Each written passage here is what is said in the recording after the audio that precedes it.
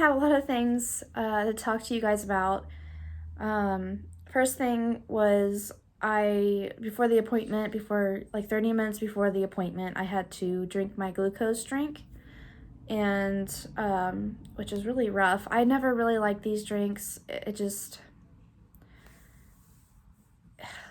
tasted like flat pop, and it was like way over sugar, like way too much sugar.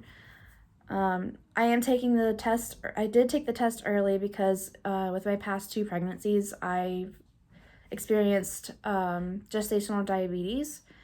So I'm at a much higher risk for getting it again during this pregnancy. And I did get those test results actually today, and so far I'm in the clear for gestational diabetes. I do not have it yet.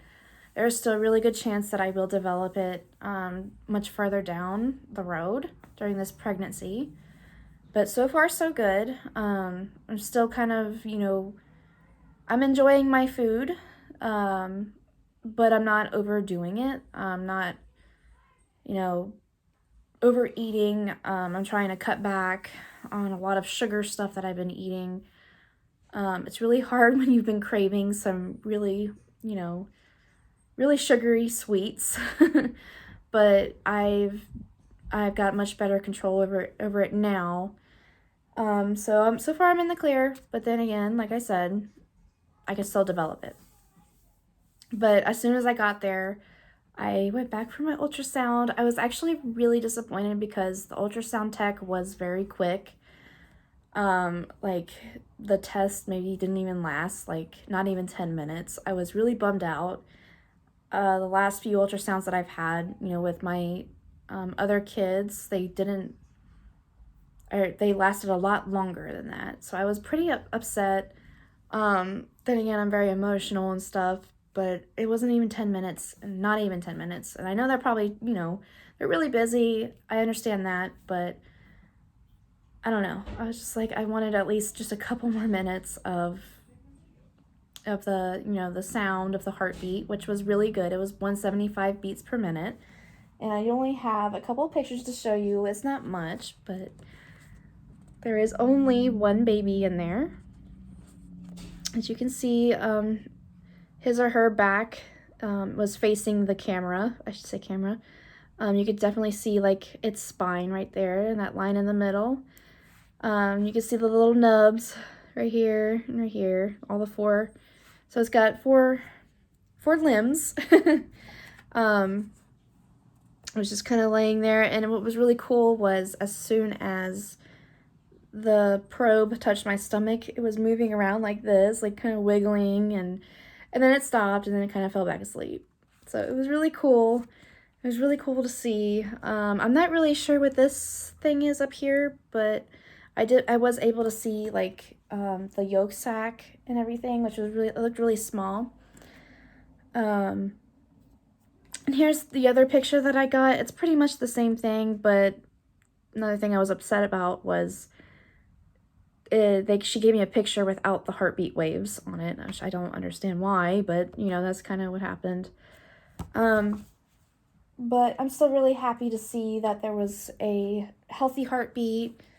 One thing I got pretty frustrated with was when I was at my doctor's office. I asked my doctor, I was like, so did my ultrasound look good? Everything looked really good. And she said, yeah, it did. Which is true, but I didn't get the official test results through an app that I have on my phone. So I was able to look at all the details of my test results of the ultrasound. And I noticed that it said subchorionic hemorrhages. So there's like more than one. And I was like, wait a minute. I was a little frightened, and I was like, well, my doctor didn't tell me I had these, like, which it probably isn't a big deal. I actually did have a subchorionic hemorrhage with my daughter, but it was a much bigger hemorrhage, a much bigger bleed. I'm sorry, I can't talk much today. Much bigger bleed, and it was around 6 weeks with her, and I'm like 9 weeks and 3 days. Yeah, 9 weeks, 3 days today. And I actually bled a lot, around 6 weeks, but with this pregnancy, I haven't bled like at all. So what a subchorionic hemorrhage is, if you guys don't know, is a bleed that's where the placenta is developing, and it's definitely more common during early pregnancy, the first trimester, because the placenta is forming and it's digging into the uterus and rupturing some blood vessels. So some bleeding can happen. So I called the nurse today. I was like, I had these results and my doctor didn't tell me about them. Like, is it okay? Should I be on pelvic rest? Should I be, limiting my activity and stuff?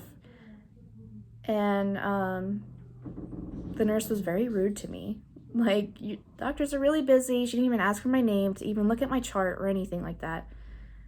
And so I told her, I was like, well, I had this same issue, maybe not as bad as, as I had it with my daughter, but I had the same issue before, and I was told to be on pelvic rest, and it was like a big deal, and this time I wasn't informed. And then she was like, can I get your name?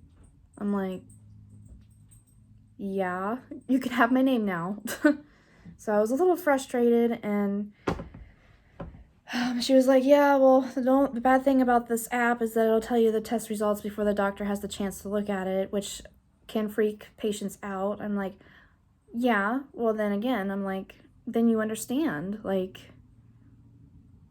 you know what I mean? I don't know. I know there's other patients out there that need more medical attention and stuff, but when I'm calling and I'm concerned about my baby, I just expect more respect than that. And she's, and then she was just like, what else did she say? She's like, well, I'll send a message even though your doctor will get back to you anyway. And I'm like, okay, thanks. I wasn't even being rude or anything. I was just kind of like, I'm concerned, But I actually had to go in today and pick up what was called it's called a urine cup or urine thing, because I had preeclampsia with my daughter. So they want me to pee in this container for like a whole day before my next appointment, and they forgot to give it to me yesterday, so I had to go in there today and pick it up. And I was able to actually speak to a nurse, and she's like, yeah, they are very small bleeds, there's you could still continue what you're doing as long as if you don't see bleeding. As soon as you see bleeding, you call right away, which I kind of already knew, but like, it's just nice to have that reassurance of actually asking a nurse in person. And the fact that I was waiting all day for a phone call and I never got it, like, it's just frustrating right now. It could be just my my angry hormones right now talking like, hey, pay attention to me right now. I'm pregnant and I'm worried about my baby and I need to know why does it say I have subchorionic bleeds when my doctor didn't tell me about them? So I was like, what's happening? So that's kind of what's going on right now. But I can still do things. I'm not on pelvic rest or anything, which is really nice. I'm just kind of worried that I'm going to start seeing bleeding, which it worries me, but I've experienced a much more subchorionic bleed, like I said, with my daughter, and she's here. She's 3 years old, and she's very healthy, so no worries there. But that was kind of like my whole experience. One thing, I was expected to have like 8 vials of blood drawn yesterday, and I only got to like 3. Because I'm doing some extra genetic testing to make sure the baby is genetically okay, and if I'm at risk for any of the genetic abnormalities like Down syndrome and all that good stuff. But I was only able to get through my glucose in my drug panel, which was all clear of obviously no drugs. So I was only able to get through 3, and I was like starting to feel like I was gonna throw up, and my hearing started to ringing, and it was bad. It was really bad. I'm glad my husband was there with me. But do you guys get that faint sometimes when you get blood drawn? because I don't get that way every time, but I do get that way a lot. And I think it was part of it was because of my lack of water at the time and the sugar drink that I had to take. Because you're not really supposed to drink water and eat very much with that test, because, you know, it'll affect the test. It'll affect the results of the test. So, my husband said that my blood was like really thick and I was probably really dehydrated. So that's one thing I want to tell you guys. Like, if you're going to go in and get your blood drawn a lot or at all, you got to make sure you bring some crackers or you know, drink a ton of water. So I learned my lesson with that, but I am going to have more future glucose tests.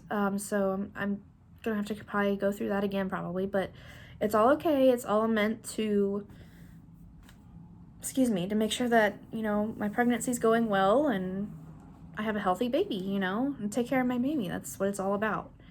So, my due date is actually the same as December 26th, which is crazy. It's the day after Christmas, but they did tell me that since I'm going to have a scheduled C-section, that this baby will probably be born between the 18th or 19th if the baby stays in that long. Obviously, if I go into preterm labor or anything like that because of preeclampsia or any other reason, baby's obviously going to be delivered a lot earlier than that, which I hope that doesn't, you know, that's not the case. But so far, I have a very healthy baby in my tummy, and there's only one. And yeah, I got another month for just another checkup, but there's no ultrasound for that. I gotta do the rest of my blood work, and that's pretty much it. They're probably gonna try to listen to the heartbeat and all that good stuff, which is really exciting. You know, going through all of this again is really taking me back, you know, from having my other kids. So it's really cool.